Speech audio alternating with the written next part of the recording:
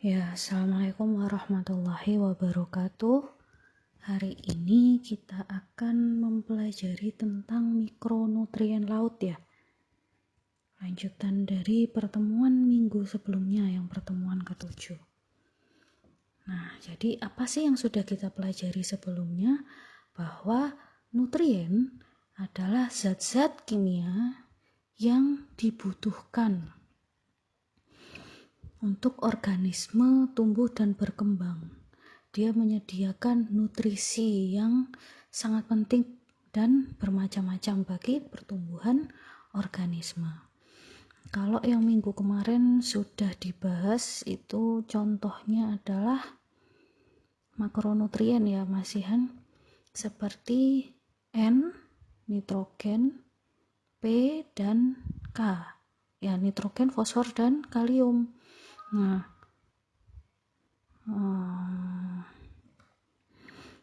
yang nitrogennya jika di laut itu adalah nitrat.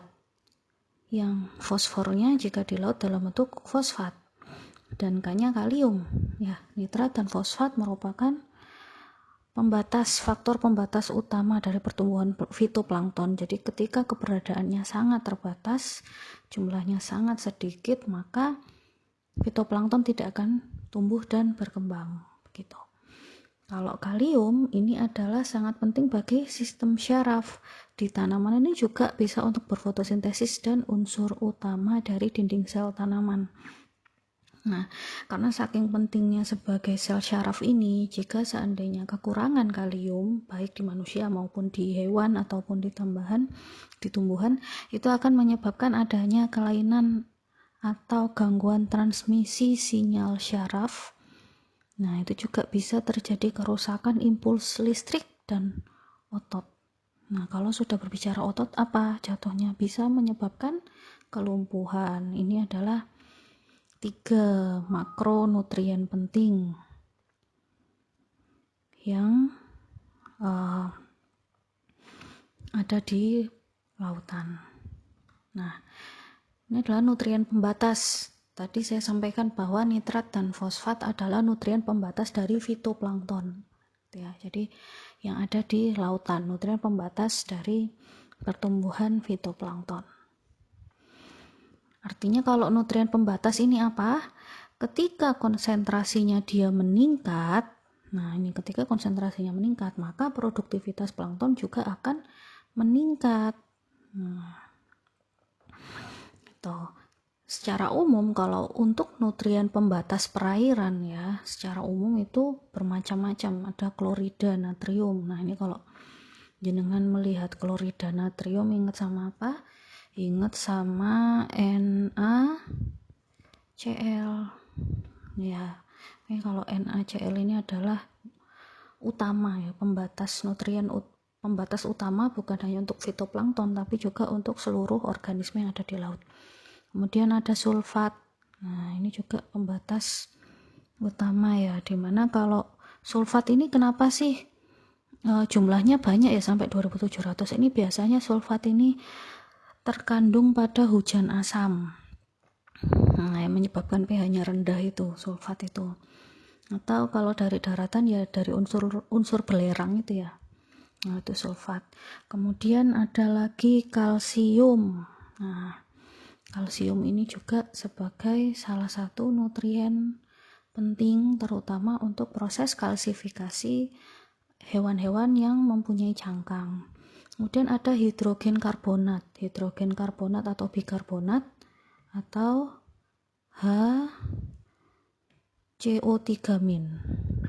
Ya, ini sudah kita bahas ya sebelumnya pentingnya HCO3 ini apa. Nah, ini kemudian adalah nitrat dan fosfat. Nah, ini adalah nutrien pembatas khusus untuk fitoplankton. Nah, nitrat dan fosfat ini kalau jenengan lihat ya, jumlahnya hanya 0,5 dan 0,07. Artinya apa? Dibutuhkan dalam jumlah yang sangat sedikit untuk pertumbuhan fitoplankton sebenarnya. Nah, makanya ketika jumlahnya sangat membludak, ketika buangan limbah yang berisi nitrat dan fosfat ini dia banyak ke perairan, otomatis perairan itu akan mengalami pencemaran berupa eutrofikasi, begitu ya.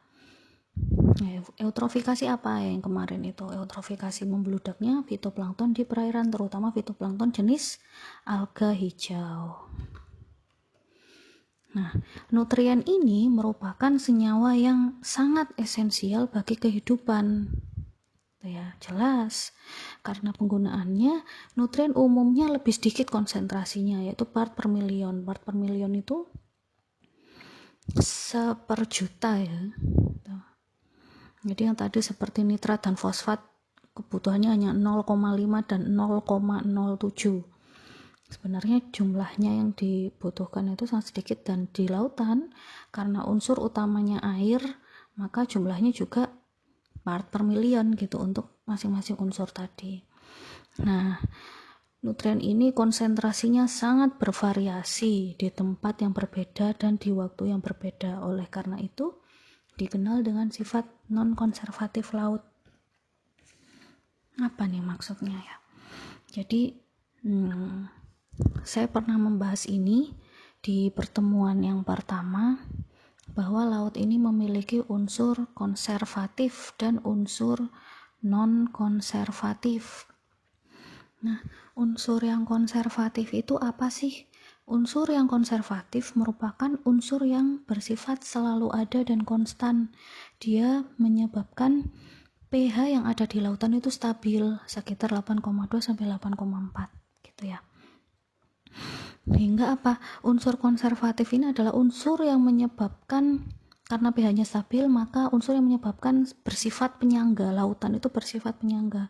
Unsurnya seperti natrium, magnesium, kalsium, kalium, klorida, karbonat. Nah, ini termasuk adalah unsur konservatif. Jumlahnya hampir sama di perairan. Nah, kalau nitrat dan fosfat, karena memang di sini dia nutrien yang umumnya konsentrasinya lebih sedikit jika dibandingkan unsur yang lain ya, dan jika dibandingkan unsur konservatif yang baru saja saya sebutkan, itu dia non-konservatif. Kenapa? Karena konsentrasinya beragam.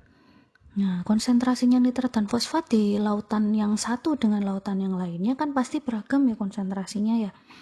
Karena apa? Berarti pengaruh faktor biologis. Yang satu mungkin banyak pembuangan limbahnya, yang satu banyak organisme yang mati di situ, yang satu tidak. Nah, itu menyebabkan unsur ini menjadi non-konservatif karena konsentrasinya selalu berbeda. Gitu. Misalkan kalau nutrien seperti nitrat dan fosfat itu dia akan lebih tinggi di afotik atau yang tidak ada matahari daripada zona eufotik atau zona yang ada matahari. Kenapa? Karena kalau di zona afotik itu kan nitrat dan fosfatnya kan tidak digunakan ya oleh tanaman, oleh fitoplankton untuk berfotosintesis. Kemudian juga terjadi dekomposisi bahan organik. Makanya kalau di zona afotik itu justru malah konsentrasi nitrat dan fosfatnya akan lebih tinggi daripada yang ada di zona permukaan atau zona yang terkena cahaya matahari. Nah, untuk nitrat dan fosfat ini waktu tinggal atau residence time-nya semua ya, untuk semua nutrien itu ya, waktu residence time-nya di laut itu adalah 1000 tahun. Nah, nutrien ini berperan apa sih? Jadi nutrien ini sangat berperan dalam seluruh unsur kehidupan. Dia adalah zat hara untuk metabolisme organisme ya. Jadi dia bisa digunakan sebagai materi genetik. Nah, penyusun materi genetik ini juga adalah nutrien. Kemudian juga bisa digunakan sebagai komponen untuk bermetabolisme di dalam tubuh. Gitu. Termasuk juga struktur sel. Struktur sel ini juga membutuhkan nutrien begitu. semuanya ya. Jadi nutrien ini sangat penting, baik makro maupun mikronutrien ini sangat penting bagi pertumbuhan organisme. Nah, ini kita masuk ke lautan ya. Ada bermacam-macam nutrien. Di sini yang gambarnya lebih besar kotaannya ini kan berarti dia adalah unsur makro ya. Nah, unsur makro kalau di lautan itu seperti CO2, ada juga yang dalam bentuk karbonat, bikarbonat, hidrogen karbonat. Nah, nitrat, fosfat ini adalah unsur makro. Tapi juga ada beberapa unsur mikro yang juga masih penting gitu loh untuk pertumbuhan organisme. Itu. Ini bisa membatasi pertumbuhan fitoplankton. Nah, membatasinya seperti apa sih? Ini ya. Dilihat di gambar sebelah kiri bahwa ini adalah model dari sel fitoplankton ketika membutuhkan organik matter, senyawa organik untuk proses fotosintesis. Nah, ini misalnya adalah lautan dan ini adalah sel fitoplanktonnya. Sel fitoplankton ini bisa kita lihat di sini membutuhkan nutrisi utamanya apa nih? Ada karbon, unsur karbon ya. Nah, unsur karbon yang diserap dari ion bikarbonat menjadi karbon dioksida ya, karena fitoplankton membutuhkan karbon dioksida. Kemudian ada unsur amonia ya, amonium ini juga digunakan untuk memfiksasi amonia. Ada lagi unsur nitrit, unsur nitrat. Nah, ini ada nitrat, nitrit, amonium, berarti kan yang dibutuhkan adalah unsur nitrogen ya, nitrogen. Kemudian ada karbon, unsur karbon yang lain CONH2. Nah, juga membutuhkan ada unsur nitrogen gas murni ya. Kemudian unsur yang dibutuhkan lagi apa? Fosfat. Fosfatnya dalam bentuk apa? Hidrogen fosfat atau dissolved organic fosfat, fosfat organik yang terlarut. Nah, ini seperti ini. Jadi unsur makronya yang dibutuhkan untuk fitoplankton apa? Ada karbon, ada nitrogen, kemudian ada fosfat. Nah, kemudian unsur-unsur ini akan dimasukkan ke dalam sel. Nah, tidak serta-merta dimasukkan, dia membutuhkan enzim-enzim tertentu dan bantuan mikronutrien seperti ini. Jadi untuk merubah dissolved organic fosfat menjadi H2PO4, pengikatan ini ya, fiksasi langsung ini bisa jadi dari H2PO4 terlarut yang ada di lautan bisa langsung difiksasi menjadi H2PO4 yang langsung dirubah menjadi senyawa organiknya di fitoplankton. Di sisi lain kalau dissolved organic fosfat ini juga bisa dirubah dengan bantuan AP. AP itu apa? AP ini adalah enzim alkalin fosfatase. Nah, dengan bantuan enzim alkalin fosfatase dan ion zinc dan ferum atau zat besi itu akan bisa dirubah pula menjadi H2PO4. Ini sama seperti yang lainnya juga ya. Seperti misalnya HCO3 bikarbonat atau hidrokarbonat ini akan dirubah menjadi karbon dioksida. Itu membutuhkan ion zinc, kobalt, dan kadmium. Enzimnya apa? Enzimnya Ca dan CCMS. Ca itu apa? Karbonik anhidrase, dan CCMS adalah karbonik konsentrasi mekanisme. Nah, jadi semuanya dibantu oleh enzim. Selain itu juga di sini fitoplankton juga membutuhkan vitamin B12 ya, vitamin B12 untuk menunjang kehidupannya dan menunjang proses fotosintesis. Itu yang dibantu penyerapannya oleh mikronutrien kobalt. Nah, kemudian air itu tidak serta-merta langsung dirubah menjadi oksigen. Ada ion mangan di sini. Jadi ion mangan atau ion manganes itu dibutuhkan untuk sel fitoplankton dalam fotosintesis untuk memisahkan ion air menjadi unsur oksigen. Jadi unsur H+-nya dilepaskan. Itu yang melepaskan adalah ini mikronutrien manganes. Nah, di sisi lain untuk reaksi cahaya terang dibutuhkan transport elektron yang dimediasi oleh ini ya, ion Cu atau tembaga serta ion Fe atau besi. Nah, di sini kita sudah bisa melihat berarti ada unsur esensial ya, unsur esensial dan unsur yang dibutuhkan ya. Kalau unsur esensial itu berarti apa? Pertumbuhannya akan berhenti jika tidak ada. Berarti kalau tidak ada nitrogen, karbon, dan tidak ada fosfat, maka pertumbuhan fitoplankton akan berhenti. Itu. Kemudian ada lagi unsur yang dibutuhkan. Kalau unsur yang dibutuhkan itu artinya adalah unsur yang akan bersifat optimal jika dia ada di kondisi tersebut gitu. Nah, unsur esensial dan unsur yang dibutuhkan ini merupakan nutrisi-nutrisi yang akan tersedia, yang harus tersedia dalam jumlah terkecil sehingga merupakan faktor pembatas pertumbuhan organisme. Gitu ya. Nah, ini gambar yang selanjutnya. Ini kalau di air laut itu jumlahnya yang melimpah itu adalah molibdet dan nikel. Nah, sementara yang sisi kiri ini adalah jumlahnya yang terbatas di air laut. Ya, jumlah yang terbatas ini ada dua. Ada makronutrien dan trace element atau mikronutrien. Gitu ya.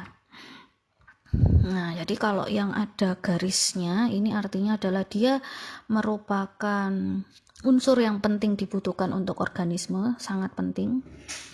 Nah, tapi kalau misalnya yang tidak ada garisnya, yang bulat kosong ini, dia unsur yang dia tidak bersifat dibutuhkan maupun esensial. Jadi kalau di sini ini unsur yang esensial kan seperti silikat, nitrat, fosfat, zinc, Cu, besi, mangan, dan kobalt.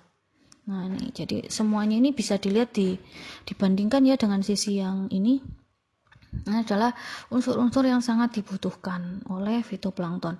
Khusus yang Si ini adalah jenis-jenis fitoplankton tertentu seperti kelas diatom radiolaria itu membutuhkan silikat untuk pembentukan cangkangnya gitu. Jadi ketika silikatnya tinggi, proses fotosintesis juga akan berjalan dengan baik gitu.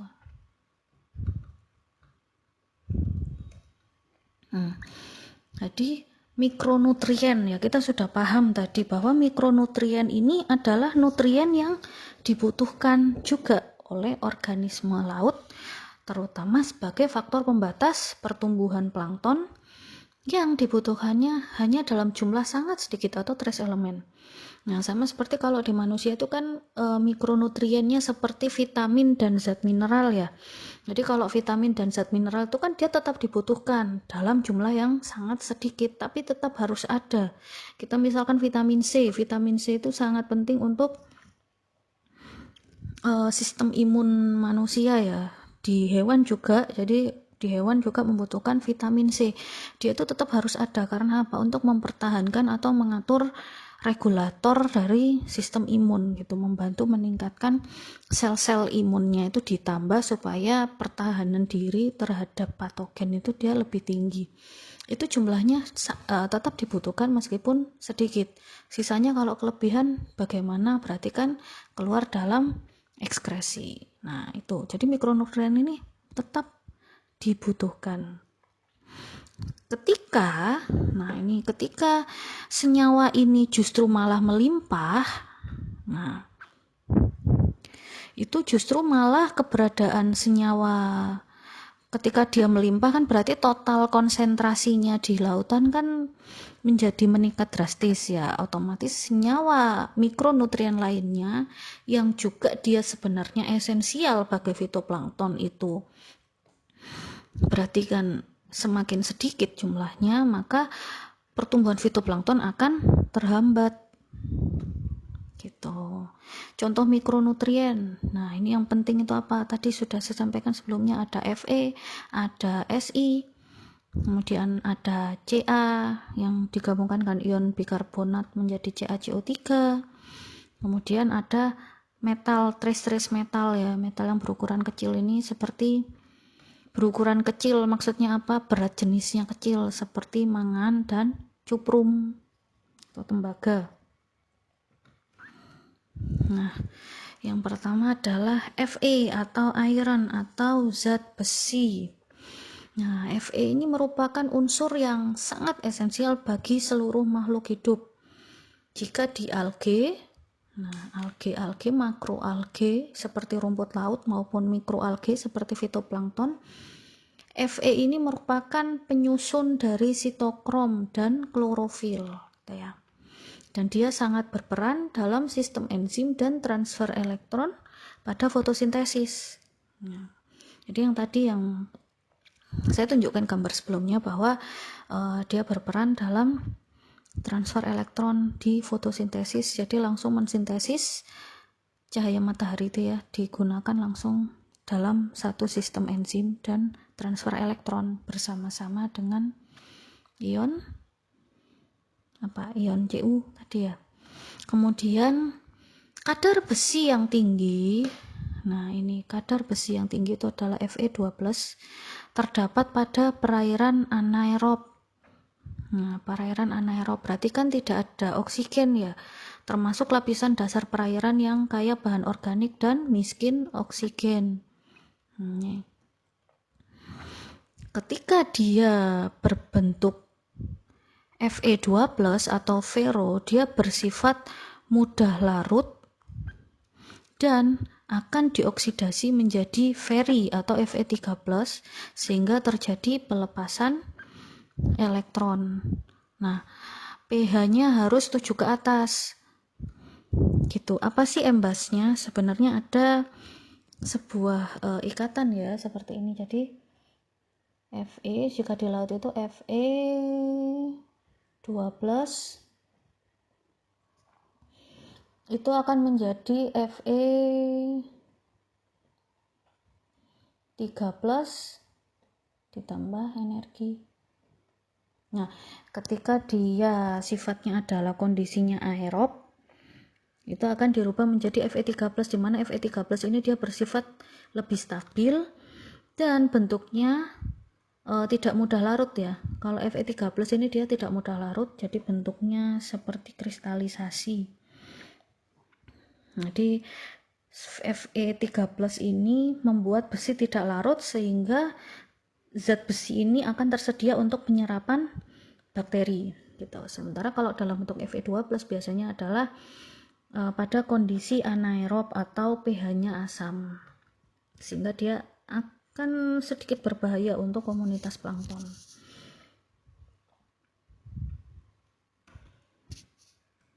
Nah, selanjutnya adalah silika. Kita sudah membahas besi, kemudian adalah silika. Silika ini dia ada pada hampir keseluruhan batuan. Nah, silika ini kan dia padatan ya, jadi dia bersifat tidak larut dalam air maupun asam. Biasanya berbentuk koloid.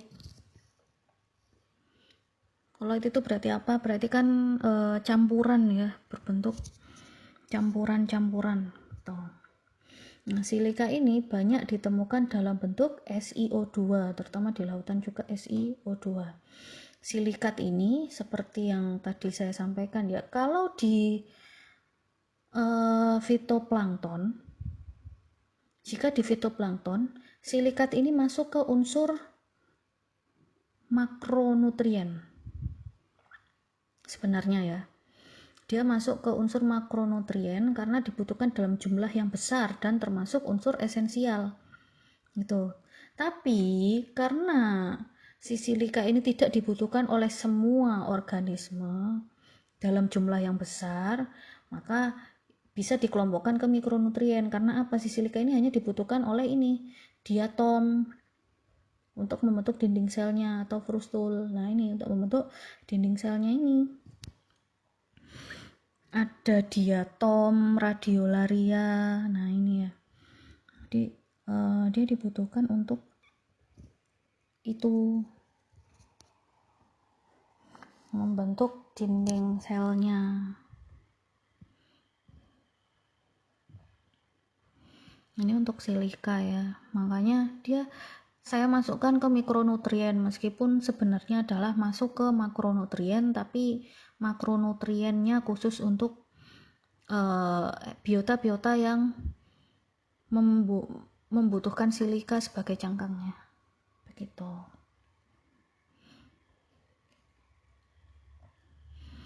Ada lagi zinc. Zinc ini dibutuhkan untuk membantu kerja enzim ya.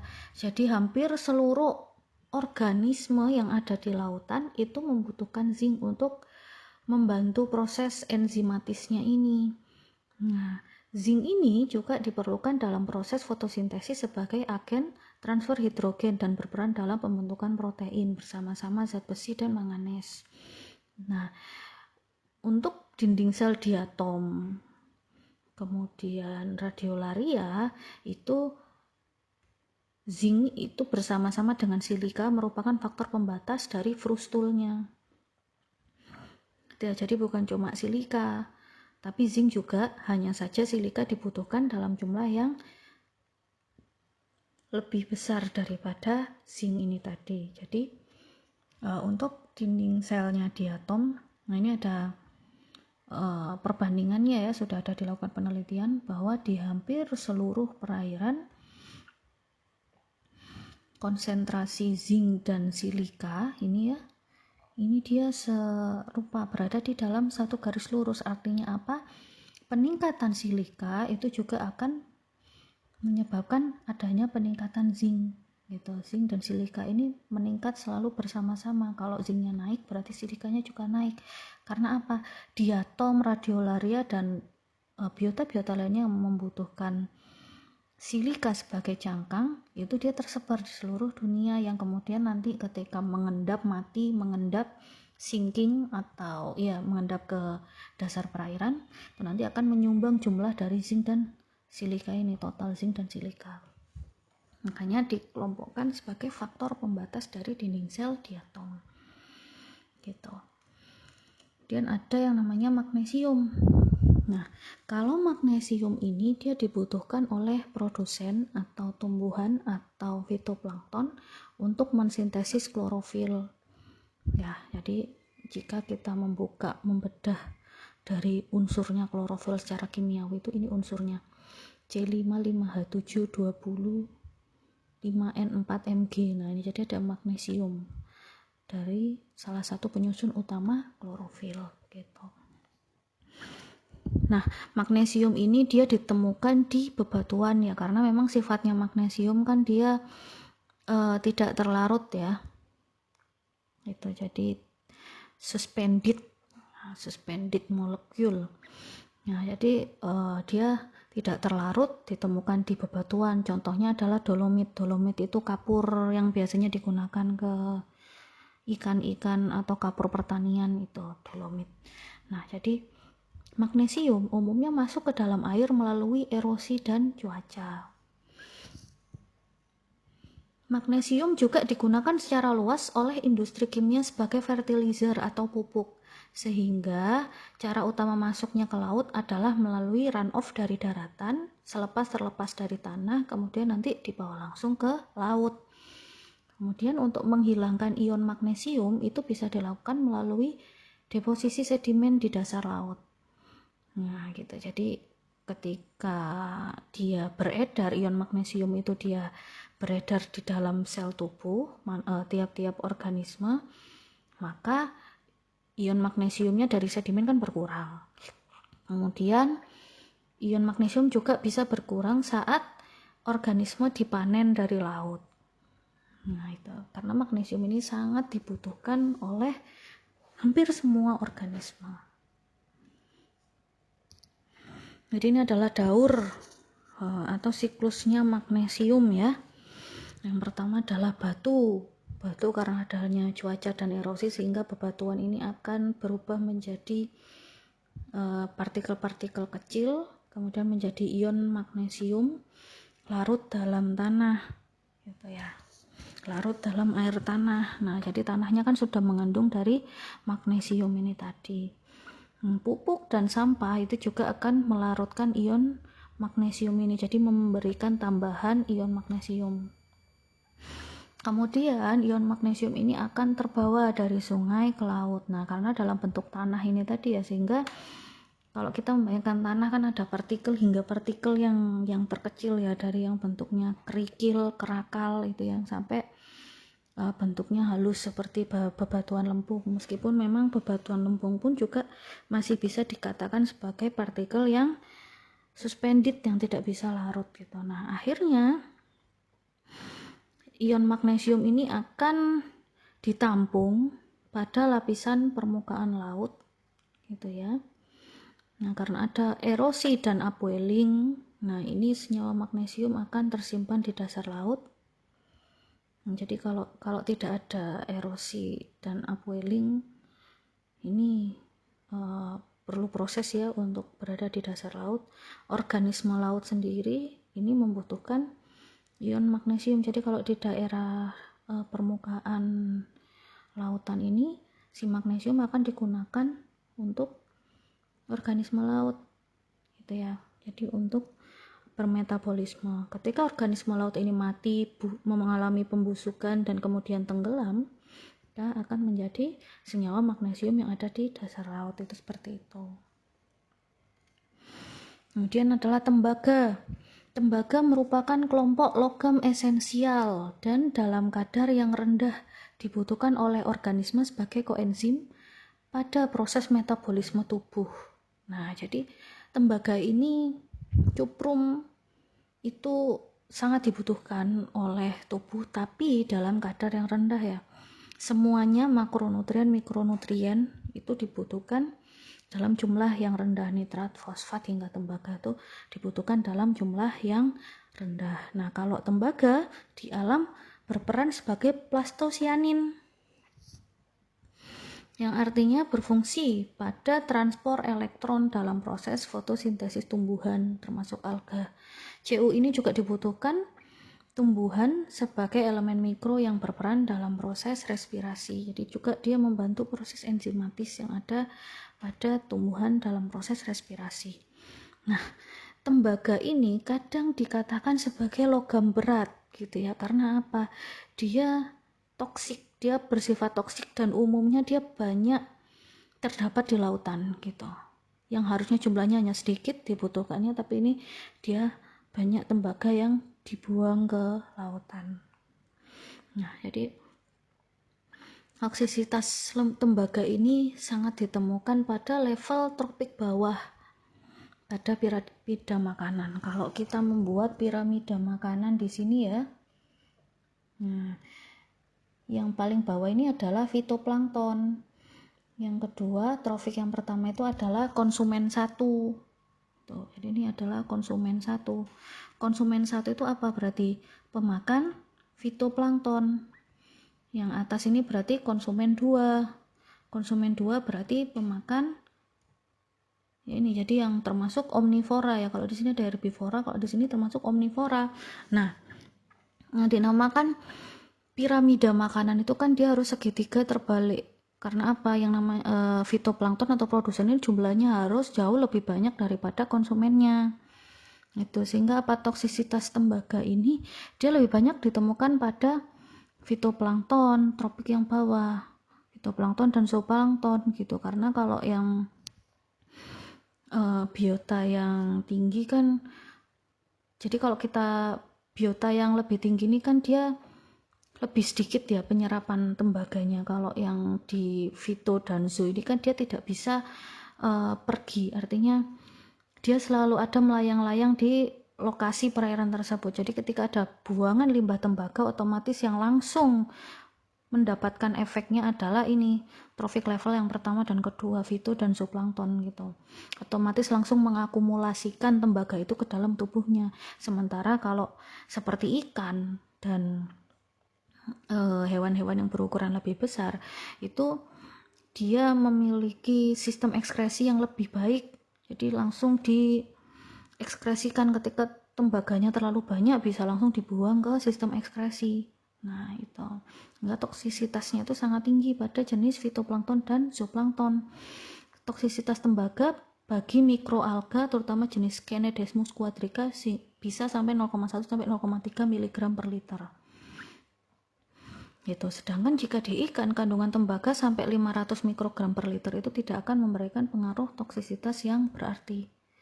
Gitu ya, karena sangat mudah untuk diekskresikan juga. Itu untuk tembaga. Selanjutnya adalah mangan. Gitu ya. Jadi kalau dalam proses fiksasi nitrogen, karbon, respirasi, fotosintesis itu unsur besi dan unsur manganis merupakan mikronutrien yang esensial pada reaksi enzimatis, sehingga keberadaannya itu merupakan faktor pembatas bagi produktivitas biologis yang ada di laut gitu ya. Nah, kalau di hewan, manganes ini merupakan unsur yang esensial karena dia mengatur lebih dari 36 enzim yang digunakan untuk metabolisme karbohidrat, protein, dan lemak. Kemudian hewan juga memakan sedikit mangan untuk pertumbuhan, formasi tulang, dan reproduksi. Itu adalah fungsinya dari manganes. Nah, jadi ion manganes juga berfungsi sebagai kofaktor pada sejumlah enzim organisme tingkat tinggi seperti tumbuhan ya, di mana dia akan digunakan untuk detoksifikasi radikal bebas superoksida. Atau sama seperti yang sebelum-sebelumnya, bahwa jika manganes ini dia ada pada jumlah yang besar, terutama jika dihirup, maka akan menyebabkan adanya sindrom racun pada mamalia dan mengalami kerusakan neurologis yang bersifat permanen. Kemudian adalah molybdenum. Nah, molybdenum ini jika di alam sangat terbatas. Molybdenum umumnya berasal dari pelapukan batuan. Jadi yang ion-ion yang hari ini kita bahas terutama banyak dari pelapukan batuan ya. Nah, molybdenum ini adalah unsur yang esensial yang berperan dalam proses oksidasi reduksi pada sistem enzim dan berperan dalam fiksasi nitrogen, metabolisme nitrat menjadi asam amino yang merupakan komponen utama dari protein. Jadi metabolisme nitrat menjadi asam amino yang merupakan komponen utama protein. Nah, molybdenum ini toksisitasnya rendah dan tidak bersifat akumulatif. Jadi ketika keberadaannya banyak, seperti yang slide sebelumnya saya tunjukkan, keberadaannya dia banyak ya. Tapi karena memang tidak terlalu dibutuhkan oleh organisme, maka dia toksisitasnya juga rendah pada organisme. Kemudian adalah ion kobalt. Ion kobalt ini berperan pada pertumbuhan dan reproduksi tumbuhan dan hewan. Nah, dia dibutuhkan oleh enzim sebagai koenzim yang berfungsi mengikat molekul substrat bersama dengan ion Cu, zinc, besi, dan magnesium. Kobalt terutama ditemukan pada vitamin B12.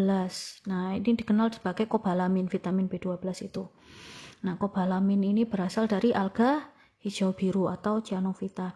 Nah, tadi kalau yang kita melihat di slide sebelumnya ya untuk proses fotosintesis tanaman, nah itu kan dia memasukkan vitamin B12 itu yaitu dari unsur kobalt ini tadi gitu ya.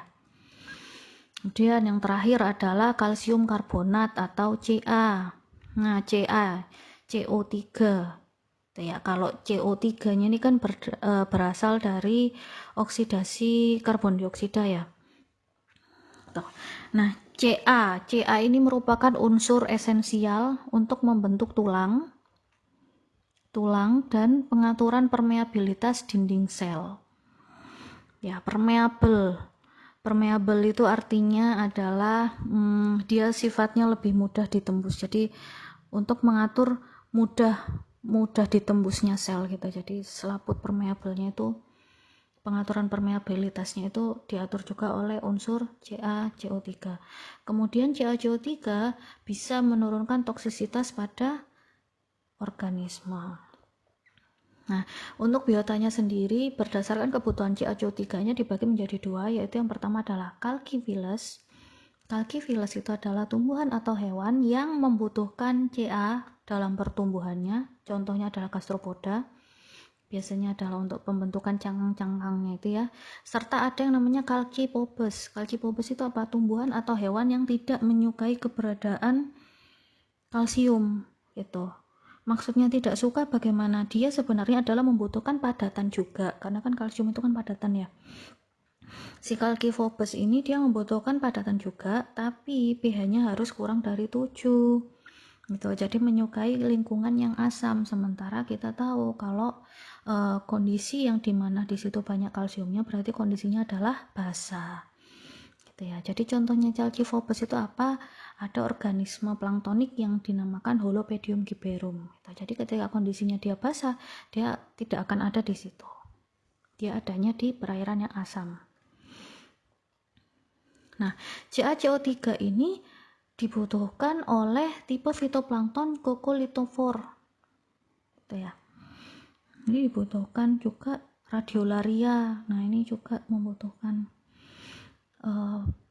kalsium ya. Jadi, merupakan tipe fitoplankton yang menggunakan kalsium untuk menghasilkan cangkang dari CaCO3.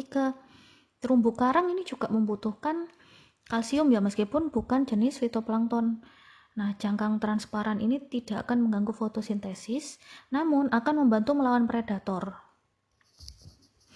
dan perubahan osmosis. Gitu ya. Jadi kan bagaimana caranya membantu melawan predator? Kan namanya planktonnya sifatnya keras, terus dimakan oleh organisme kan tidak akan semudah itu ya memakan si Coccolithophore, sehingga bisa itu adalah salah satu proteksi pertahanannya dia terhadap predator karena cangkangnya ini yang melindungi dia. Nah, produksi cangkang bisa meningkatkan fotosintesis karena pembentukan kalsium karbonat CaCO3 akan melepaskan senyawa CO2 sebagai byproduct. Ya, jadi kalau CaCO3 berarti kan masih ada HCO3 ditambah Ca dan ditambah satu ion CO2 seperti itu.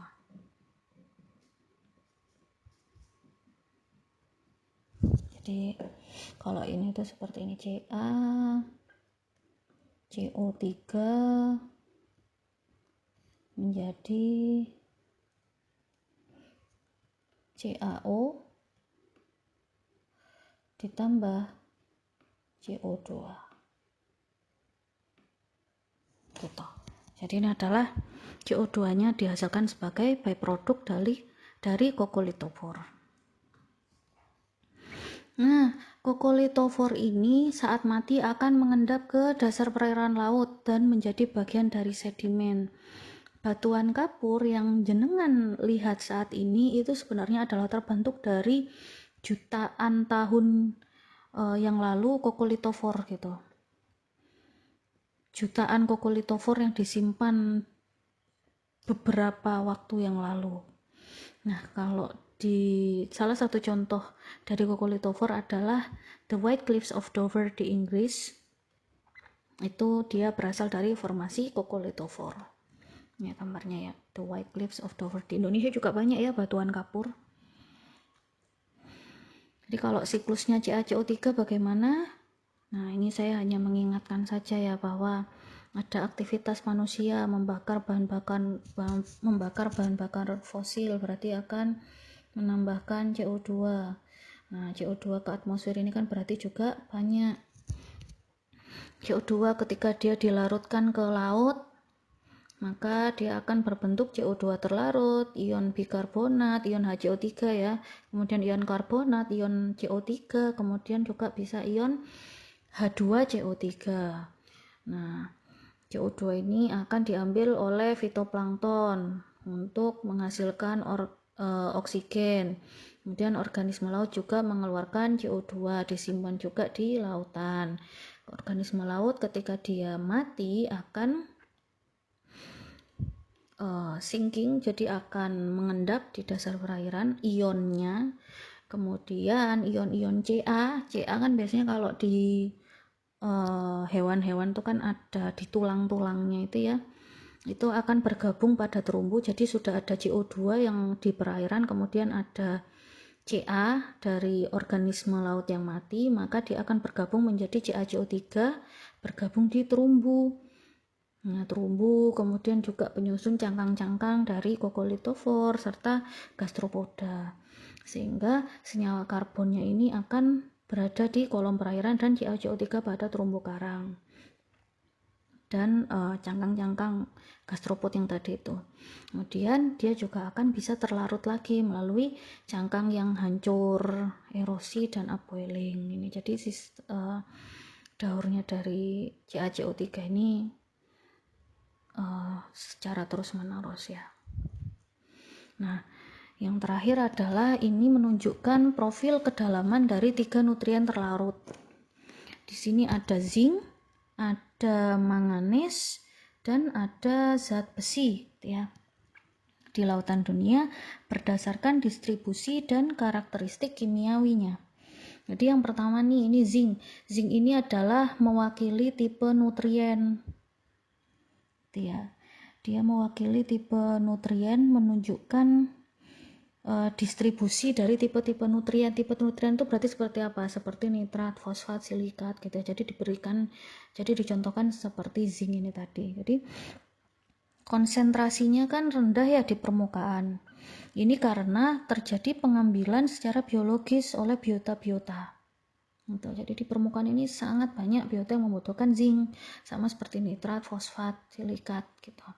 Nah, konsentrasinya cenderung rendah di daerah kedalaman. Gitu ya. Kenapa? Karena adanya remineralisasi. Nah, jadi mengendap ke dasar lautan. Kemudian kalau tipe yang kedua itu adalah manganes. Manganes ini contoh dari tipe scavenge. Scavenge itu artinya adalah bereaksi dan mengikat kompleks ion berlebih. Gitu. Jadi kalau pengikatan konsentrasi Mn ini kan di lautan terlihat tinggi ya, gitu ya. Jadi ada peningkatan konsentrasi Mn pada permukaan air. Namun, dia ketika di bawah justru semakin rendah karena apa? Dia Mn ini akan diikat oleh bakteri menjadi partikel laut yang lama-kelamaan akan melarutkan Mn terlarut ke dalam air hingga jumlahnya akan menurun secara drastis gitu. Manganes ini karena dia ionnya akan ketika jumlahnya berlebih, namanya tipe scavenger gitu, dia akan diikat ketika jumlahnya berlebih, diikat oleh kompleks ion untuk menurunkan tingkatan konsentrasinya. Kemudian tipe yang ketiga adalah tipe hibrid. Hibrid itu apa? Berarti kan tipe campuran ya, iron. Karena iron atau Fe ini kan tadi ada dua bentuk, ada Fe2+ sama Fe3+. Jadi ini adalah campuran dari Fe2+ dan Fe3+. Nah, besi terlarut ini distribusinya, kenapa dia ada turun naik seperti ini ya? Ini karena terutama dipengaruhi oleh pengambilan biologis, mineralisasi dan proses scavenging ya. Jadi ketika di permukaan ini kan Fe cenderung rendah ya. Ya di sini ada dua sih, ada GPA16 dan GA03. GP16 itu di perairan subtropis Lautan Pasifik Selatan, serta kalau yang GA03 ini di perairan subtropis Lautan Atlantik Utara. Jadi kalau Fe ini di GP16 ini ya, itu kan dia cenderung sedikit di permukaan dan lebih tinggi di deep water. Itu karena adanya remineralisasi dan scavenging. Gitu ya. Sementara kalau GA03 itu di permukaan kan dia lebih tinggi karena adanya masukan abu. Jadi di daerah jadi di daerah lautan Atlantik itu banyak zat besi karena dia dari buangan abu-abu atau dust, debu itu lebih banyak jatuh ke perairan Atlantik sehingga jumlahnya dia cenderung lebih banyak daripada GP16 di wilayah permukaan karena ada tambahan itu tadi. Ya, begitu yang dapat saya sampaikan, kurang dan lebihnya mohon maaf. Wassalamualaikum warahmatullahi wabarakatuh. Setelah ini kita buka sesi pertanyaan nggih.